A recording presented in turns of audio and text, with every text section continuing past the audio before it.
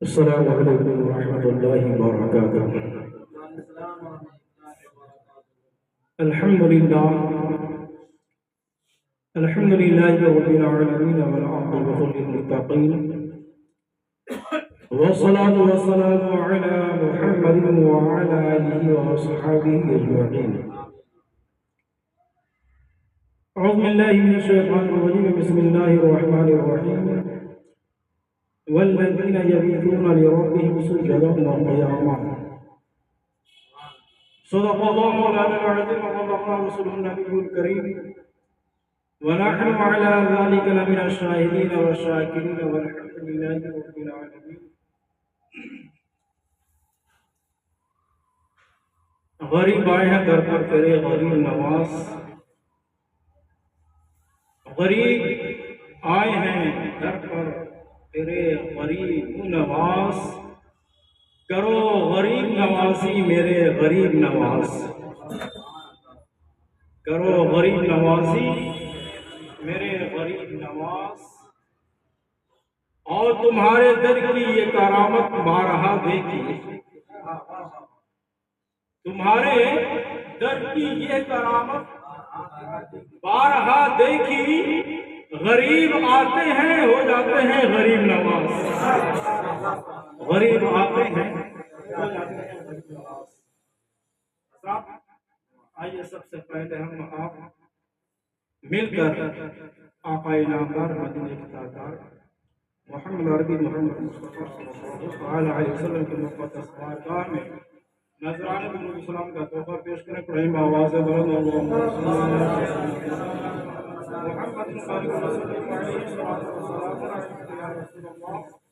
الصلاة والسلام عليك يا حبيب الله صلی اللہ علیہ وسلم۔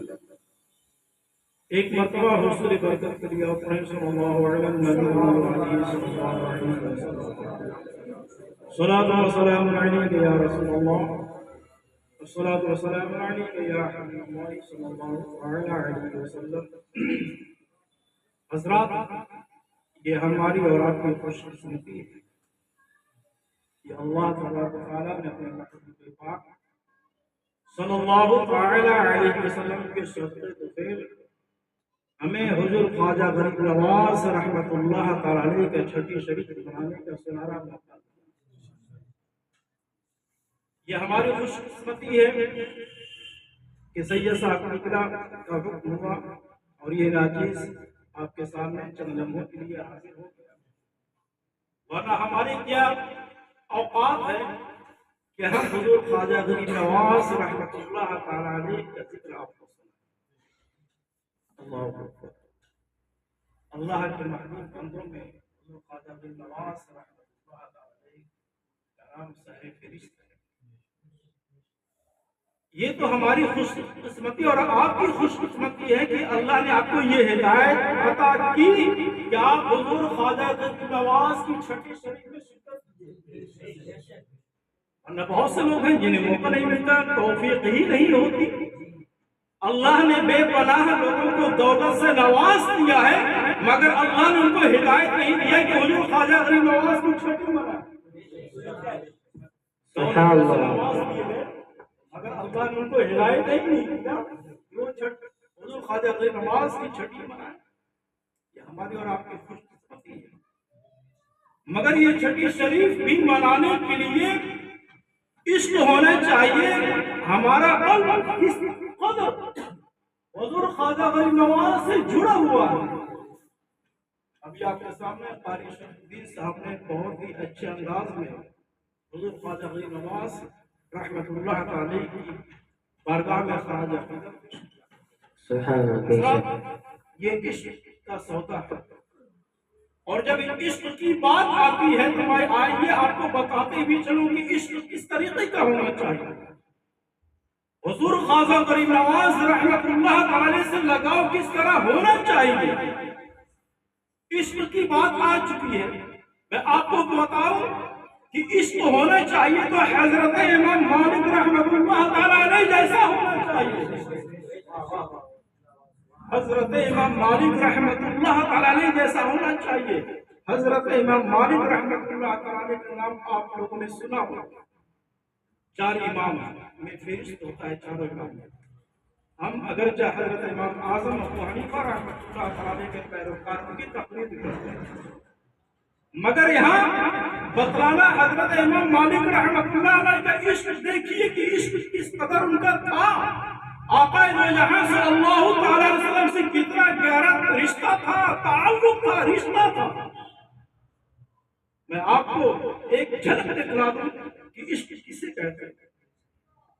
حضرت امام مالک رحمۃ اللہ تعالی کا وہ دور تھا کہ اس وقت جب لوگوں کو بیت اللہ شریف کے لیے جانا ہوتا، مدینہ منورہ کی زیارت کرنی ہوتی، آقا دو جہاں صلی اللہ تعالی علیہ وسلم کی سنائیت کی جانے کی زیارت کرنی ہوتی، تو لوگ ایک قافلہ بناتے اور وہ قافلہ چند لوگوں پر مشتمل ہوتا، کوئی کھچر پر سوار ہوتا، کوئی اونٹ پر سوار ہوتا، کوئی گھوڑے پر سوار ہوتا، وہ قافلہ رکتا ٹھہرتا، وہ کئی سالوں کے بعد وہ مدینے کی سرحد میں پہنچتا، اس سرزمین پر پہنچتا جہاں پر 70,000 ملائکہ کی صبح کو اور 70,000 ملائکہ کی شام کو حاضری ہوتی ہے۔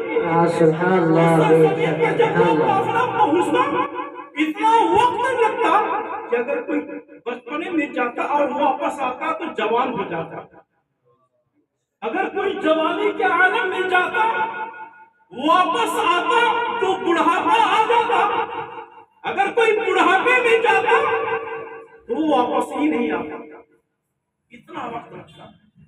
حضرت امام مالک رحمۃ اللہ تعالی ایک قافلے کے ساتھ بیت اللہ شریف کی زیارت کے لیے چل دیتے ہیں، اور جب آپ مدینے کی سرحد پر پہنچتے ہیں تو عشق دیکھیے، جب مدینے کی سرحد پر آپ پہنچتے ہیں تو حضرت امام مالک رحمۃ اللہ تعالی علیہ اپنے دونوں جوتوں کو نکالتے ہیں اور ایک جوتا اس بغل میں، ایک جوتا اس بغل میں دبا دیتے ہیں،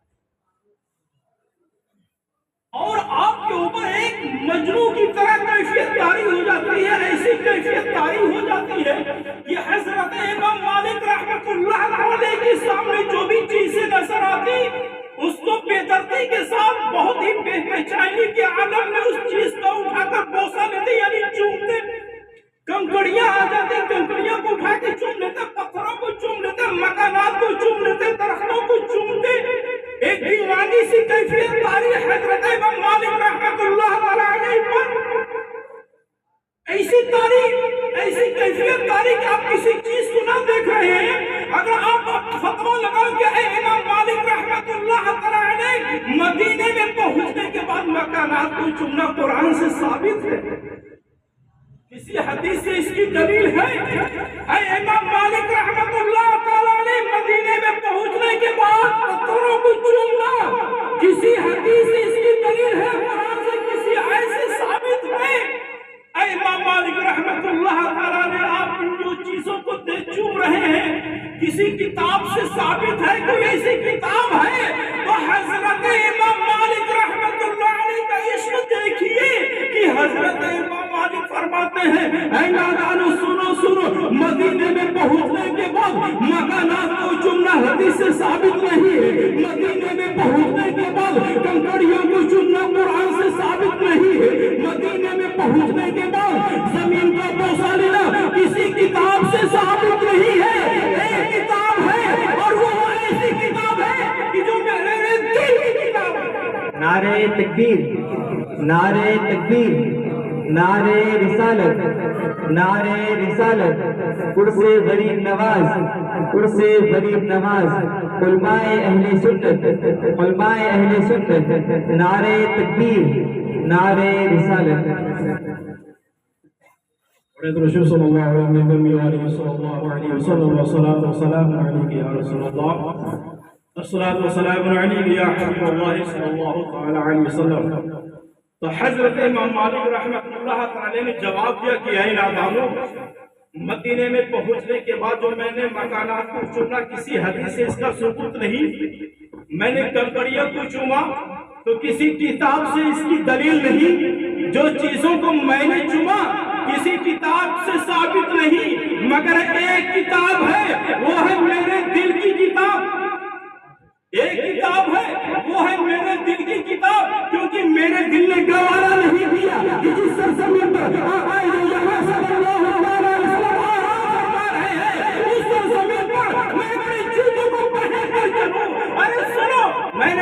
ناز کو چنا ہے کہ اس وجہ سے چنا ہے کہ نہ جانے رسول کریم صلی اللہ علیہ وسلم دھوپ سے بچنے کے لیے اس مقام میں سارے صحابہ بیٹھے ہوں گے. میں نے حضور کے درخواستوں کو چنا ہے اس وجہ سے چنا ہے کہ نہ جانے رسول کریم صلی اللہ علیہ وسلم کس حضور کے درخت پر چڑھ کر اس کے پھل کو آپ توڑ کر اس کو کھائے ہوں گے.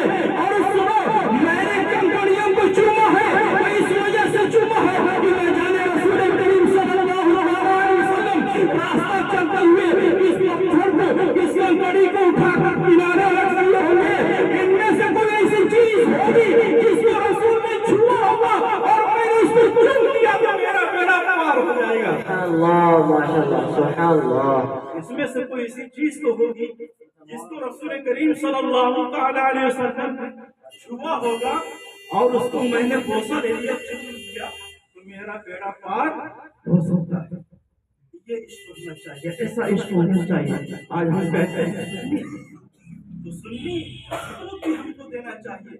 ہمیں حضرت خواجہ غریب نواز رحمۃ اللہ تعالی کی بارگاہ میں ہماری زندگی میں جب چھٹی شریف آ جائے تو چھٹی شریف کا اہتمام کرنا چاہیے. حضور مکتوم میں شاہ امینہ رحمۃ اللہ تعالی کی بارگاہ میں حاضر ہو کر وہاں کی زیارت کرنی چاہیے. جہاں جہاں کے اللہ کے ولی ہیں, اللہ کے بندے ہیں, اللہ ولی اللہ ہیں, ان کی بارگاہ میں حاضر ہو کر ہمیں اسے فیوز و برکات حاصل کرنا چاہیے. آج چھٹی کی شریف کے موقع پر ہم تمام حاضرین یہاں پر حاضر ہوئے. اللہ تعالیٰ نے یہ ہمیں ہدایت عطا کیا اور سید صاحب کا شکریہ کہ آپ نے ہدایت کی اور یہ ناچیز حاضر ہوا. اللہ تعالیٰ کی بارگاہ میں دعا ہے کہ الہ العالمین ہم تمام لوگوں کو اپنے مقدس بندوں کی یادگار میں خراج عقیدت پیش کرنے کی توفیق عطا فرمائے.